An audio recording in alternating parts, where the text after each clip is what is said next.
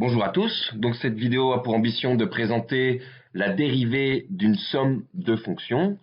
Donc dans un premier temps, on va présenter la formule, ensuite on va faire une démonstration, et puis on va montrer 2-3 exemples d'utilisation de cette formule dans des cas de calcul de dérivée. Alors, on veut faire la dérivée d'une somme de deux fonctions. Une somme de deux fonctions, on a vu ça dans le chapitre sur les opérations des fonctions, on écrit ça f plus g de x. Donc f plus g, le tout de x. Et on avait vu que ça, c'était égal à f de x plus g de x. Autrement dit, quand on fait l'addition de deux fonctions, on fait simplement une fonction plus l'autre fonction. C'est très simple. Quand on fait la dérivée de cette addition, la formule nous dit qu'en fait, on fait simplement l'addition des deux dérivées. Donc, la dérivée de f plus g de x, ce sera égal à la dérivée de f de x plus la dérivée de g de x.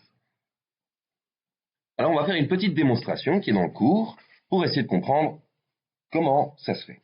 Alors, on considère que f et g sont deux fonctions qui sont continues, et on va regarder ce que vaut f plus g, la dérivée en a. Donc, f plus g prime de a. Si on s'en réfère à la définition de la dérivée générale, on sait que c'est la limite pour x qui tend vers a de notre fonction estimée en x, f plus g de x, moins notre fonction estimée en a, f plus g de a, divisé par x moins a. Ça, c'est la formule générale de dérivation. Et on va essayer de triturer cette formule pour pouvoir la réécrire différemment. Et donc, la première chose qu'on va faire, ça va être de réutiliser ici ce qu'on avait vu dans les opérations sur les fonctions, de l'intégrer là-dedans pour réécrire notre formule comme ceci. Donc, ce sera f de x plus g de x moins f de a plus g de a, donc moins f de a moins g de a. Donc là, on a distribué simplement le signe moins. Divisé par x moins a, ça ne change pas. Et alors là, il va falloir faire appel à un truc de calcul. On se rend compte qu'en fait, là, on va pouvoir séparer d'un côté tous nos f et de l'autre côté tous nos g. C'est ce qu'on va essayer de faire. Donc, ici, on a un f de x moins f de a qui va être sur x moins a, et de l'autre côté, g de x moins g de a qui va aussi être x divisé par x moins a. Donc cette limite, si je veux la réécrire, ce sera égal à la limite pour x qui tend vers a de f de x moins f de a sur x moins a, plus g de x moins g de a, le tout divisé par x moins a. Alors, maintenant, il faut faire appel à notre chapitre sur le calcul de limite. On sait que la limite d'une somme, la limite d'une somme de ça plus ça, ce sera égal à la somme de nos deux limites. Autrement dit, je vais écrire ça ici, ce sera égal à la limite de l'un, donc f de x moins f de a sur x moins a, plus la limite de l'autre. Donc la limite d'une somme, c'est la somme de limites. Hop, divisé par x moins a. Et là, il y a quelque chose de très intéressant qui se passe. Il faut se souvenir, donc de nouveau, de la définition générale des limites. La limite pour x qui tend vers a de f de x moins f de a sur x moins a, ce sera égal en fait à f' de a, à la dérivée de f estimée en a. Et ici, cette limite-ci, ce sera égal à la dérivée de g estimée en a. f' de a plus g' de a. C'est ce qu'on voulait démontrer. On retombe bien à ce qu'on avait ici. F plus g' de x égale f' de x plus g' de x.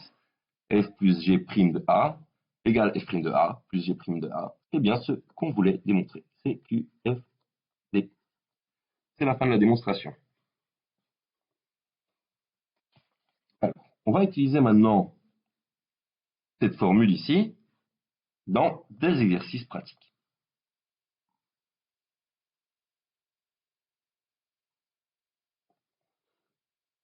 Donc, je vais faire les exercices qui sont toujours à la page 89.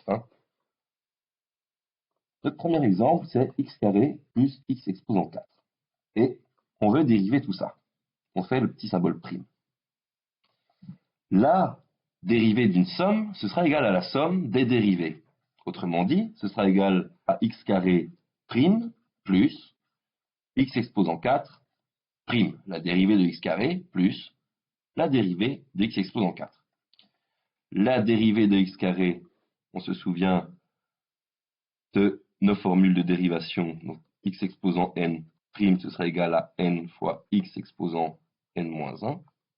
Donc x carré, ça fera 2 fois x plus 4 fois x exposant 3. On a trouvé l'expression de notre dérivée. Donc c'est très facile, ce qu'on ne pouvait pas calculer avant. On se rend compte que grâce à la dérivée d'une somme, on peut maintenant le calculer relativement facilement. 4 plus x exposant moins 17 prime. Ce sera égal à la dérivée de 4 plus la dérivée de x plus la dérivée de x exposant moins 17. La dérivée de 4, donc la dérivée d'une constante, c'est toujours égal à 0. C'est égal à 0. La dérivée de x, c'est égal à 1, donc plus 1. Et la dérivée de x exposant moins 17, on s'en réfère à cette formule, ça fera moins 17 fois x exposant moins 17 moins 1, donc moins 18. Donc en fait, ça fait moins 17x exposant moins 18 plus 1. On a trouvé très facilement l'expression de la dérivée de cette fonction. Alors, le prochain cas de figure, on a la racine carrée de x plus x exposant cube, et on fait la dérivée. C'est simple, on fait la dérivée de la racine carrée de x plus la dérivée de x exposant cube, de x au cube. Ce sera égal, la dérivée de racine carrée de x, on l'avait vu ensemble, c'est égal à 1 sur 2 racine carrée de x. Donc 1 sur 2 racine carrée de x. Donc ça fait partie du formulaire que je vous avais déjà proposé de faire et que je vous invite à compléter avec cette formule-ci. Plus la dérivée de x cube, ça fait 3 fois x au carré. Donc de nouveau, on a une expression très rapidement. Alors, le dernier exemple, c'est x moins 15 plus x exposant moins 2 tiers. Et on va en faire la dérivée. Ce sera égal à la dérivée de x plus la dérivée de moins 15 plus la dérivée de x exposant moins 2 tiers.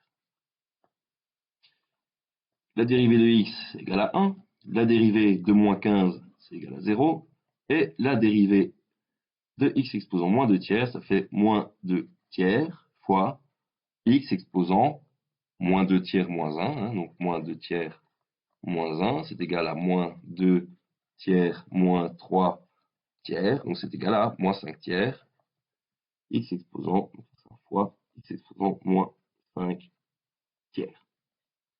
Et j'ai trouvé tout de suite ma réponse. Les x exposant moins 5 tiers sur 3, le tout plus 1, et voilà. Donc cette dérivée d'une somme de fonctions, ça nous permet de calculer des choses qui paraissent compliquées, mais qui finalement sont relativement simples. Voilà, c'est tout pour cette vidéo sur la dérivée de somme de fonctions. La prochaine vidéo présentera la dérivée du produit de fonctions.